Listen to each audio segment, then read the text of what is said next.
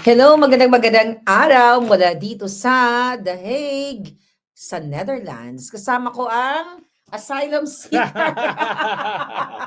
Maawa na Spokes. kayo. Wala na akong bayan. Kawawa naman ako.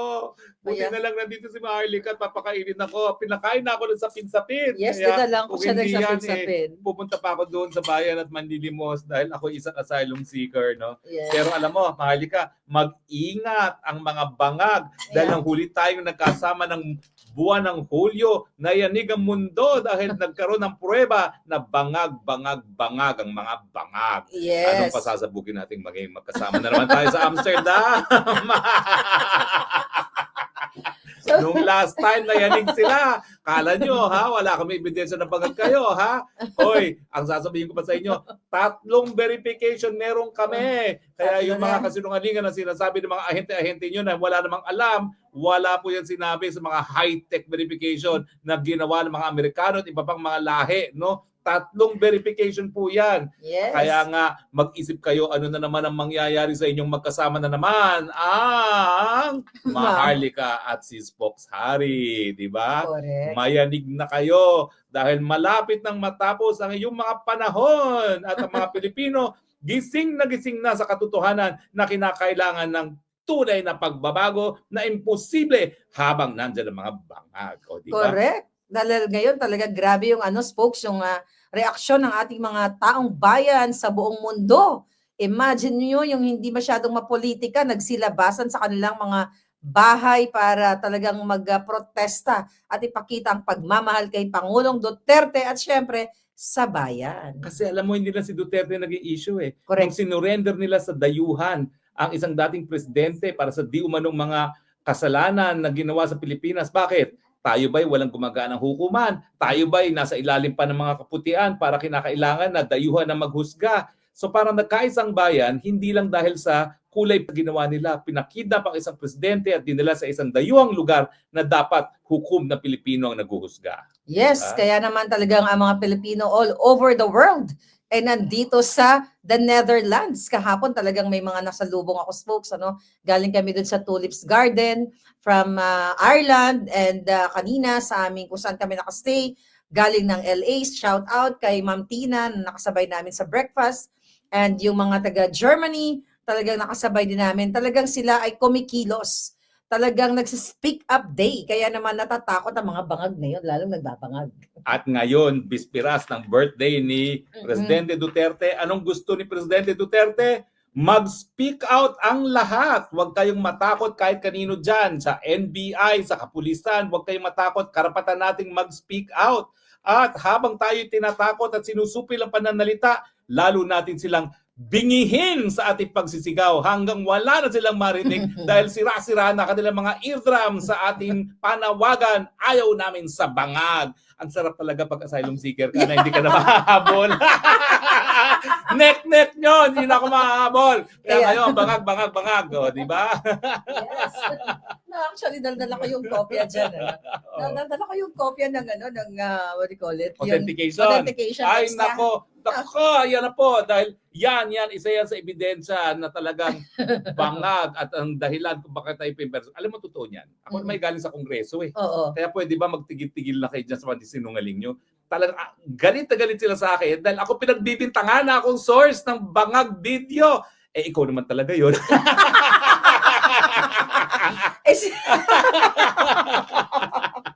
Oh my God. Biro mo, ikaw nag-source, akong ginipit, palibasa, di ko nila mahabol. Well, meron na po akong insurance against deportation, di nyo na ako mahahabol. Correct. Speaking of that insurance, folks, kumusta naman ang proseso sa iyong pag-apply nga ng asylum? Kasi maaring yung mga kababayan, mga ibang, sa Pilipinas na nagsisik or naghahanap sila ng mga bansa na pwede nilang pag-apply ng asylum, makabigay tayo ng impormasyon. Well, ano bang naging steps mo? Alam mo, hindi ko akalain. Okay. Kasi sabi nila, wala naman daw kulong.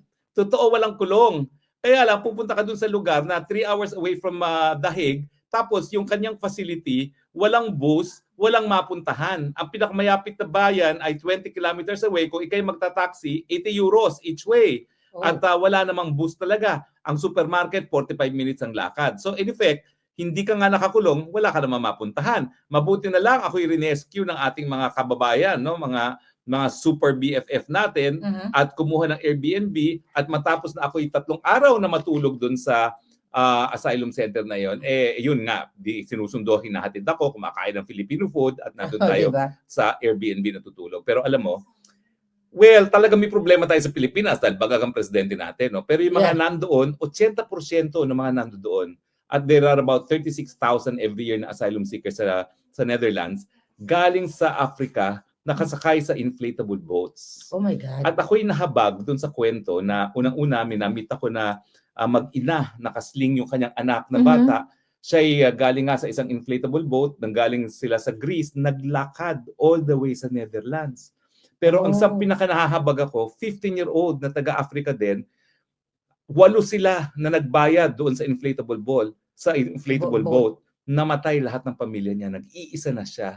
So talagang awang-awa ako doon sa batang yun. Hinakap ko na lang ng hinakap at yung pagkain ko sa araw na yun, binigay ko na sa kanya at sinabi ko, I will get all my food. You can have all my food so you can like collect it. No? Pero I guess it's God's way of telling me na miski ginigipit ako ng bangag na administrasyon, mas mabuti pa rin ang buhay natin dahil at least hindi tayo nalulunod sa dagat dahil gusto lang natin umiwas sa labanan, no, sa mga bahay nila, no, sa bayan nila. Binabangag na tayo. Oo, binabangag tayo ni bangag. Anyway, kasi ang asylum ngayon, hindi lang doon sa pagtakas sa political persecution, yung mga umaalis din sa mga lugar na merong labanan na nangyayari. Teka muna, so lahat mga nakasama mo, majority ba sa kanila politically persecution Hindi. yung mga cases? Majority tumatakas sa labanan, mga Africans, mga Syrians, mga Afghans. Yung naging roommate ko doon ng 2 araw, 15 years old siya, mag-isa siyang lumuwas ng Europa, no? Dahil nga pilit siyang rin-recruit ng mga Taliban, no? At saka iba yung pananampalataya sa Islam, yung kalaban ng Taliban, no? At dahil gusto iiwas ng pamilya niya yung roommate ko sa pagiging Taliban, pinadala nila lahat ng ipon, pinadala nila. Nakakalungkot doon, 10 years ago na siya dumating ng Sweden, hindi siya nabigyan ng asylum dahil lang kwento doon is yung una, in-age test siya, 3 months older daw siya, pero 15 years old and 3 months. So, hindi nabigyan. Tapos 2021 nag-apply na naman siya, tinanggap ang totoong edad niya, hindi naman tinanggap na siya tumatakas sa mga Taliban. So ngayon, itong nakakatawang kwento. Nahuli siya sa Schiphol, galing Sweden, ang gamit niya, Philippine passport. Saan niya nakuha? Hindi peke, genuine. Yung pala nakaw. By the time naglanding siya sa Netherlands para sa lipat eroplano, na-report na ng Pilipino na nakaw yung passport niya, nahuli siya, kinulong siya, kaya siya humingi ng asylum. Kaya nga sabi niya, what are the chances na ang roommate ko, Pilipino? So kung sino man yung nawalan ng passport, sorry na lang, pero nahuli din yung kumuha ng passport at gumamit ng passport at nakulong pa. No? Folks, nagkaroon na ba ng initial interview sa'yo? Anong mga... Well, nagkaroon na ng interview dyan to 66 weeks, no?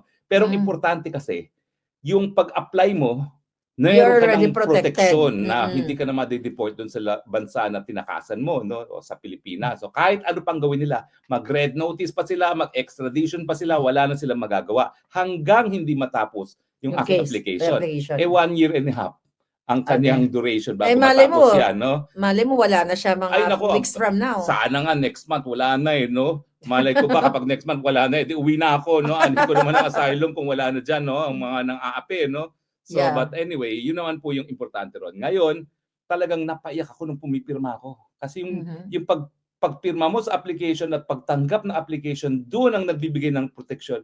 Napaiyak talaga ako. Hindi lang iyak, hagulgol. Kasi sabi ko, 6 at 1/2 buwan ako tago ng tago dyan sa mga bagang dayan. Ngayon, wala na silang magagawa sa akin. At alam mo, yung nag-i-interview sa akin, yinakap ako.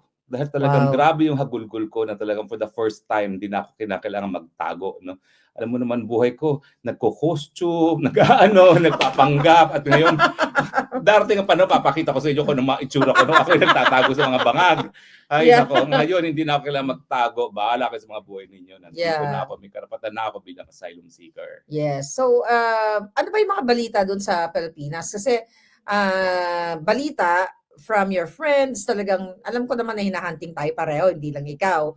Dahil mas matindi ka, di ba? ikaw gusto ka nilang gurgurin. Yeah, may Oo. assassins talaga silang Oo, pinadala. at pinapasok pa sa Amerika ha, at may konsabahan yan sa mga opisyalis natin dyan sa Philippine Embassy ha, dahil sila pa nagpapasok dyan ha. Yes. Oo. Actually, kasama nga yan sa mga exhibit ko, no, yung mga ganyang information, mga ebidensyang kinalap ko dahil dyan sa gusto nila talaga nila akong paggurgur. But ganun pa man, lumalaban tayo kahit saan. Kaya nga talagang wala nang atrasan to, folks. Wala na. Ako dati, Mm. maingat pa dahil sabi ko, baka ako matrace, VPN pa, at saka kahit pa paano, hinay-hinay lang. Ngayon, wala na. Bangag, bangag, bangag, bangag. O, di ba? Kaya naman magurgur tayong dalawa dahil ako ang pasimuno ng mga kabangagan. Hindi, meron tayong mga Dutch na magpoprotekta sa atin dito, di ba? Hindi sila Yes. po pwede rito. Dahil dito walang diktadurya, dito walang panunupil ng karapatan. Kahit araw-araw tayong mag-rally doon sa place of detention ni Presidente, wala silang magawa. Kahit Mababait yung mga araw-araw Dutch tayo police. magsigaw ng bangag, bangag, bangag, wala silang magagawa. Dahil pag sila sinupil tayo, merong European Court of Human Rights. Lagot sila doon, di ba? Yes, mananagot Oo. talaga sila. Pero spokes, ano yung mga na-realize mo or natutunan mo during that 6 months na nagtatago tayo, kasama na ako dyan, tayong dalawa, no? Na sa mga kabangagan ng gobyerno ni Marcos Jr. Well, una talagang gusto ko maibalik sana yung panahon na bakit ba ako nagpabudol dito sa bagag na ito. No?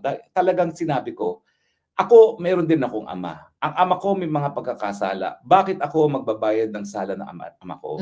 Pero siya hindi na natin naisip na for instance, doon sa pagnanakaw, nakinabang din siya. Yes. Dahil syempre, nabuhay siya na para siyang prinsipe na hindi siya nakakatikim ng nagtatrabaho. pagkagutom, hindi nagtatrabaho, walang tinapos na pag-aaral, and yet limpak-limpak ka sa lapi niya, no? Papulbo-pulburon lang. Papulburon lang, no? So parang hindi totoo yun.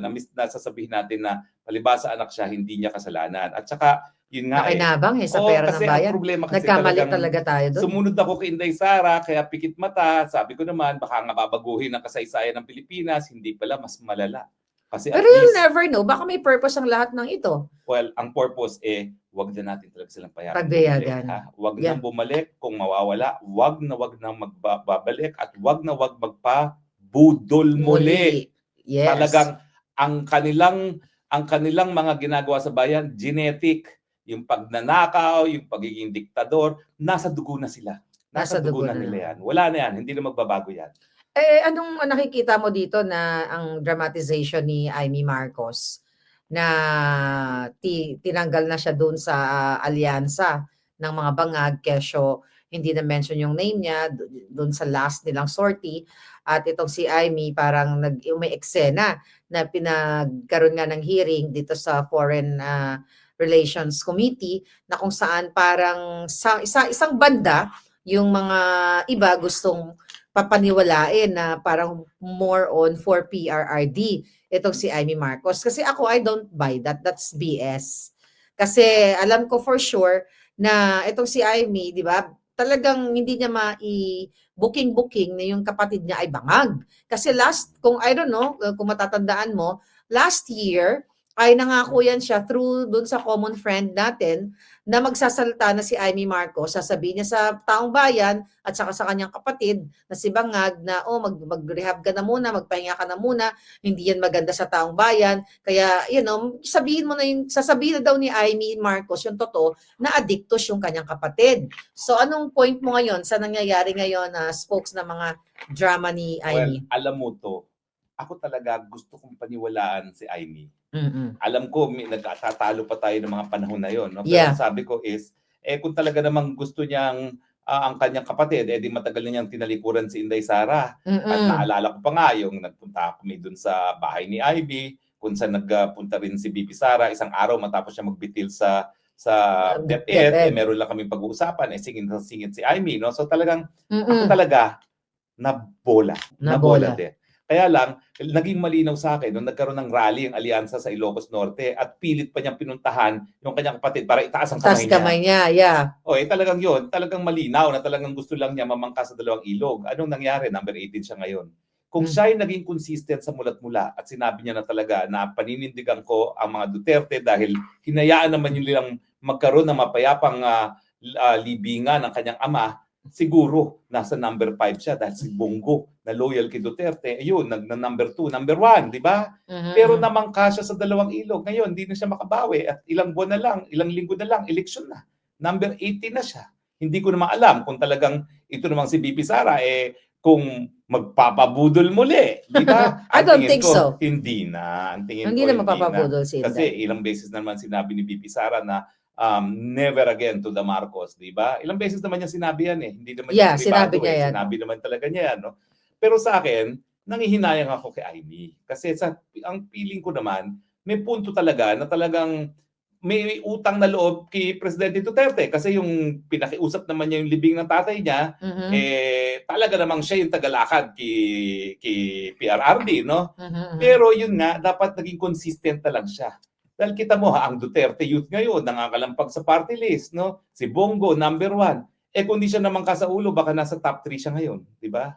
Namangka siya, ayun ang nangyari. No? Kaya talagang dapat hindi na magtiwala. Never again sa mga Marcos. Oo nga, diba? At saka dahil nga sa mga pinagagawa ng Marcos ngayon, sino ba naman boboto pa sa Marcos, no?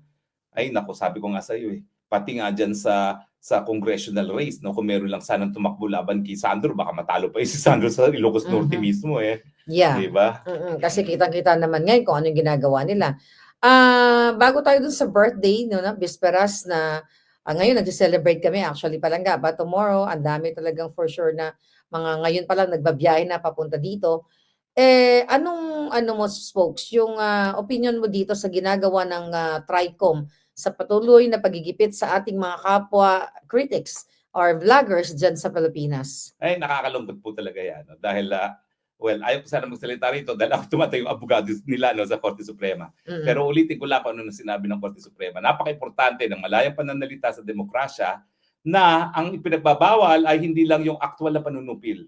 Yung kahit ano na maging dahilan para mag-alinlangan ng mamamayan na panindigan ng karapatan ng malayang pananalita, yan ang pinagbabawal. At alam naman natin kung anong plano talaga ng TRICOM na yan. No? Talagang ginagantihan sila dahil binabanatan sila ng mga vloggers at talagang nag-aantay lang sila ng pagkakataon para ipakulong. Yan ang katotohanan. Ngayon, minabasa ako na meron palang pinakulong na naman na isa na parang hindi natin alam Yung isang, yung mayor ng Bawan na aking kaibigan na kalaban ni Luistro kasi yung Bawan nasa distrito ni Luistro at matalik na kaibigan yon ng kalaban ni Luistro. Nagkaroon ng investigasyon, indefinite detention ang ginawa. Oh my God. Indefinite detention. Nako, kaibigan ko yun kasi diver kasi ako Kaya, although ang naging mayor doon yung asawa ni Luistro, no? Alam mo, sasabihin ko sa iyo dahil malapit sa akin yung asawa ni Luistro na yan, dahil ako nga ay diver, nung kongresista yan, ako pa ang nagturo sa kanya kung anong ginagawa ng mga kongresista. Yung kauna-unahang infrastructure project niya na malakihan, ako pa nagpapirma kay Tambaluslos. Kaya nga nasyak ako sa pagkagagawa. Tumawag sa akin yung mayor na papahingi ng tawad. Anong sabi ko? I cannot accept that. I cannot accept that. Anong klaseng tao kayo na tinulungan ko kayo tapos unang-una kayo ng api sa akin? Anong klaseng tao kayo? So kayo dyan sa distrito ni Luistro, yan bang gusto nyo maging kongresista? Walang utang na loob? Talaga naman. Tapos ngayon, dahil hindi niya makuha yung mayor ng Bawan, pinakulong sa Kongreso. Yeah. Hindi natin nalalaman yan, pero pinakulong na yan dahil isa sa pinakamalaking munisipyo doon sa distrito ni Luistro, ang Bawan. At hindi namata. At hindi niya kakampi yung mayor na yon. Pero mayor, ako matagal mo na akong kakampi. Yan, binobroadcast ko sa buong daigdig ko anong pang-aapi na ginawa sa iyo. Si Dolor, si Mayor Dolor. Mayor Dolor, kaibigan kita. Ay, naku, nasa likod mo po ako. Talagang napakasama ng iyong kalaban. Hindi lumalaban ng patas. Pinakulong ka para hindi ka makampanya doon sa kalaban na si Luistro na si Abu. Kaya kayong mga nasa distrito ni Luistro, Abu tayo, Abu, at isuka ang Luistro. Walang kwentang tao po talaga yan. Kasi sabi dito, bakit mo? Ako nagturo sa kanya. Walang utang paano maging kongresista, anong gagawin para sa mga proyekto niya? And yet, siya yung unang-unang nagwalang niya sa akin. Ay, traidor nga.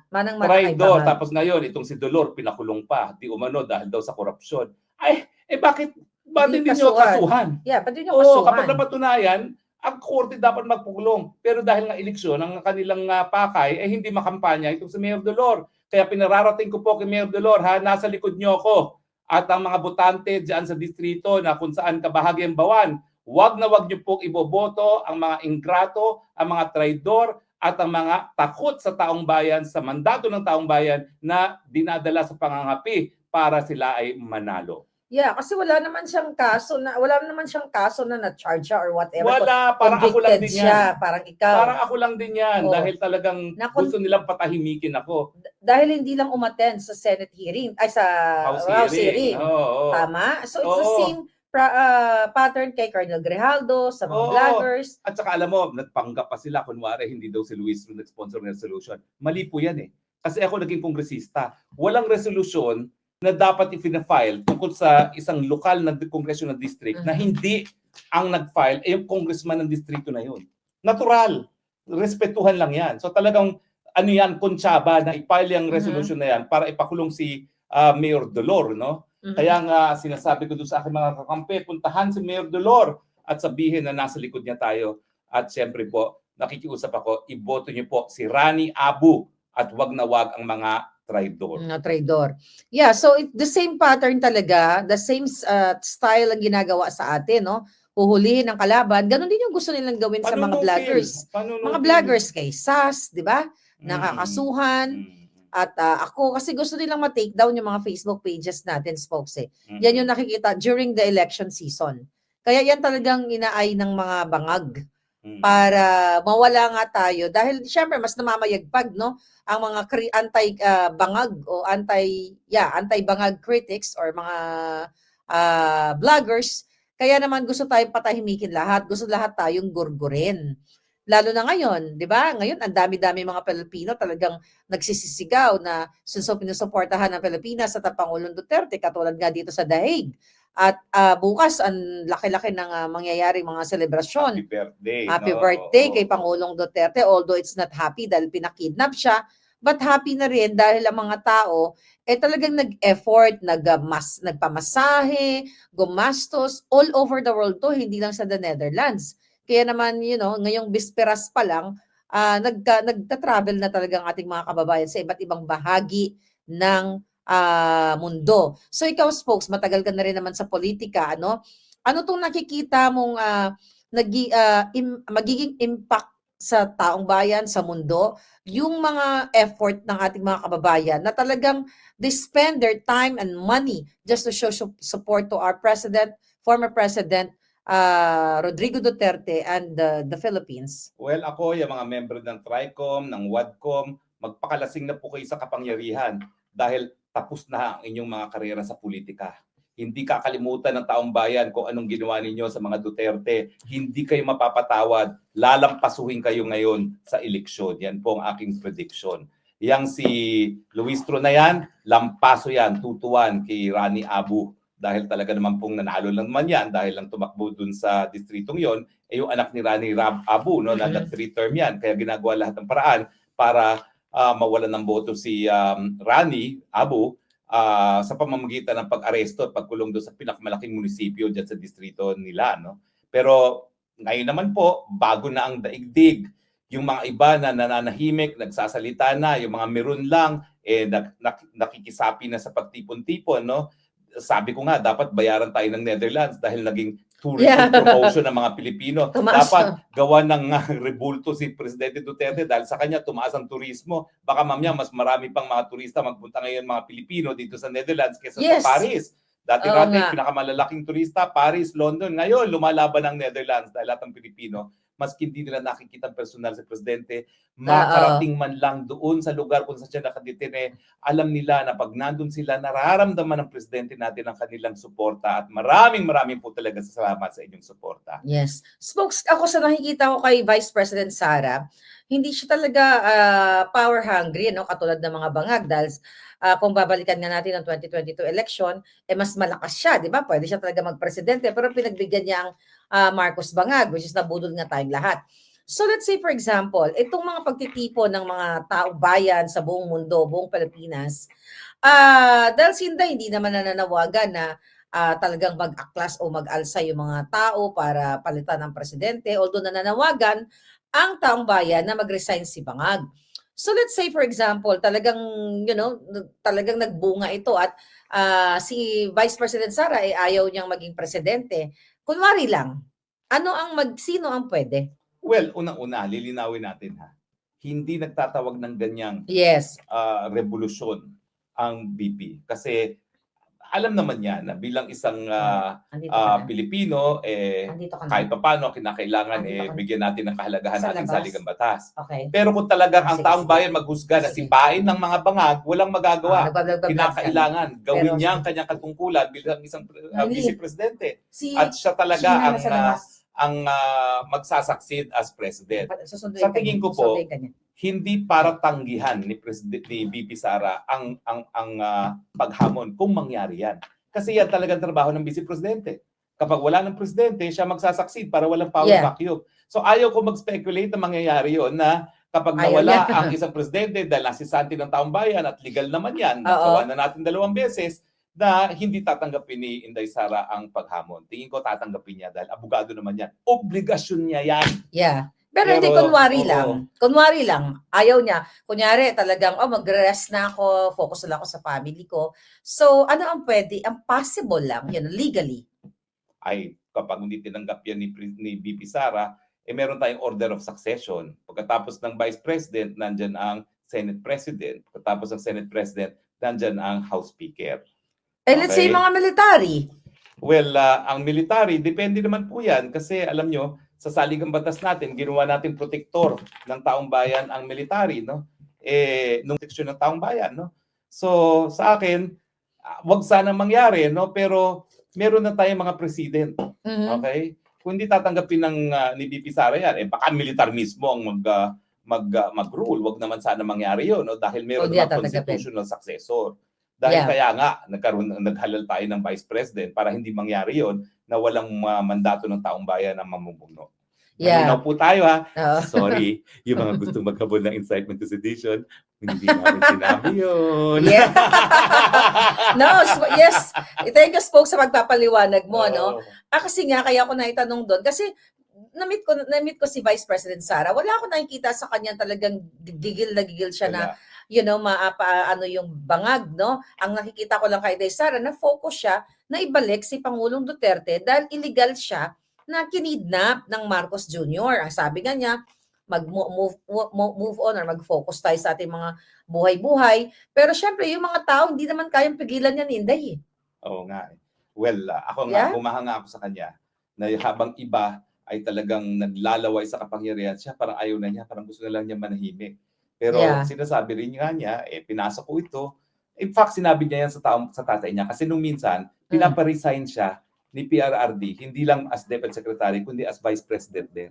Oh, wow. Ang sabi, ewan ko kung nasabi ko na sa inyo to ha. Pero ang sabi niya, di ba tinuruan mo kami na kapag kami nanumpa sa katungkulan, na gagawin namin ang katungkulan namin, lalong-lalo na kapag kami hinalan ng bayan, gagampanan namin yon. Bakit ako mag-resign as Vice President? Hinalal ako ng taong bayan para dyan. True. Pero ngayon talaga nakikita ko na napakahirap ng lagay ni VP Sara dahil in the first place, ayaw naman niya ito talaga. Man-file na nga siya na ang tatakbuhan lang niya mayor, nabudol nung isa. Nabudol nung isa na kailangan tumakbo siya. Otherwise, hindi niya matatalo yung taga Bicol, no? Totoo naman dahil kung hindi siya tumakbo, baka Leni Robredo ang presidente ngayon at hindi Marcos Jr., no? Yeah. So, mahirap ng lagay niya na talagang ayaw naman niya, nabudo lang siya, tapos ngayon, meron pang issue na baka naman naglalaway sa posisyon kaya nangyayari ito. Hindi po. Ang mga pangyayari po ngayon ay dahil galit ang taong bayan. Manhid na talaga kayo na hopeless na pagkamanhid kung hindi niyo po nararamdaman ang galit ng taong bayan. Yes, kaya naman talagang ang taong bayan ang kikilos. Hindi natin kailangan kumilos actually. Dahil taong bayan, ang talagang nagpapahiwatig na sukang-suka na sila sa gobyernong Bangag. Pero kung teka, Spokes, ang tanong ko sa'yo, I don't know kung nakatanggap ka ng mga emails, at mag-ingat ka. Kasi kami ni SAS, may natanggap kami na email, which is video message, na kesyo ito daw ang mga kapulisan ay gusto ng sukang-suka na sa gobyerno ni Bangag. So it's like an inciting to sedition video na pino-forward sa amin para i-share namin. Ang tawagan namin ni Sas dyan is the name fake news.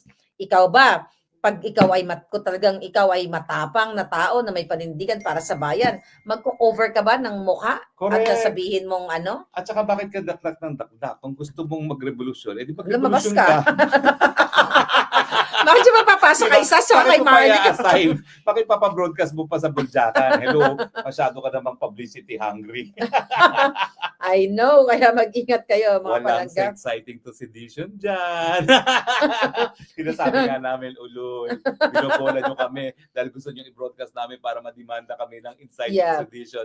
Sorry, alam namin ang batas. Yes, tsaka sinasabi kasi ni NBI Director Santiago na hinahanda na nila, nagbi-build na sila ng mga cases laban sa atin at sa mga vloggers. So ano naman yung nakikita mong message sa taong bayan na ultimong mga kritiko, ordinary citizen, ordinary Filipinos from all over the world na talagang hahantingin ng gobyerno ni Bangag, mag-post-post lang tayo? Alam niyo po, kapag alam na ng gobyerno na talagang nawala na ang suporta ng taong bayan, wala na silang gagawin kundi gagamitin ng dahas at pananakot. So habang nananakot po sila, yan ay pruweba na alam nila na wala na silang suporta ng taong bayan. So patuloy lang po tayo. Shout out day para sa birthday ni PRRD. At bingihin natin sila sa ating shout out day. No? Let us paint the world green. Yes. Green is the color of the day. Yes, actually may mga dumating tayong mga bisita ngayon mula sa ngayon kapapasok lang Ireland, Belgium at kung saan-saan pa. May isa tayong paboritong bisita na kakarating. Pero mamaya yun, mamaya. Surprise natin yun. Mamaya magba-vlog ulit tayo. Manginginig ang mga bangag sa ating bisita ngayong gabi. Oo. Correct. So, alas 6 na pala, no? So, sabi natin 6:30 yung press con natin. But anyway, spokes, ano yung ni-expect mong mangyayari bukas sa karawan ni Pangulong Duterte, not only in The Hague, but to the whole wide world? Alam mo, sa buong mundo, magtitipon-tipon ng taong bayan. Magtitipon-tipon sila dahil pagdiriwang ang kaarawan, magtitipon-tipon sila dahil sila Pilipino na naninindigan na mali ang kidnapping, mali ang pagsusurrender ng isang Pilipino sa mga dayuhan, mali na pinagbibintangan ang pinakamamahal na presidente ng Pilipinas sa kasaysayan natin. Yeah. Message mo sa naghahunting sa'yo? Come and get me. Come and get us. Grabe, talagang mga kababayan, nakakatuwa, ano? Sabihin nyo na ako anong flight nyo, sunduin ko pa kayo sa airport. Masundan kayo ni Spokes. Susunduin namin kayo. Oo nga. At saka, hello, you're looking for us. We're here. We're here. Magkape-kape pa tayo, di ba? So, anyway, Spokes, talagang sabi ko nga, itong laban natin, very historical ito Dahil parang after nung Marcos Sr., although yung mga dilawan na talagang inaapi din, mga kritiko, pero ito worse talaga tong Marcos Bangag Parang naging, kung ang Marcos Sr., ikaw, mas bagets ka mas bagets ako ng konti sa'yo. Oo nga, so, ano ba yung dilaw?